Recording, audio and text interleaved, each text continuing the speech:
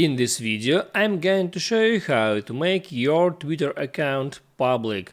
If your account public, it means that anyone can view your tweets, and it's very simple and easy to make your Twitter account as public, and let me show you how to do that. So first open up your Twitter app and then hit there at the top left on your profile picture, and there hit on settings and privacy.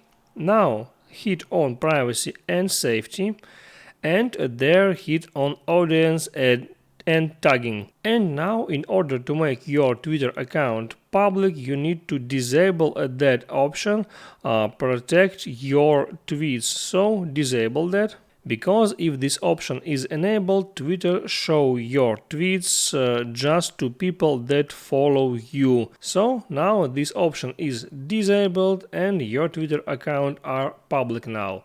That's how it works, guys. Hit the like button and don't forget to subscribe.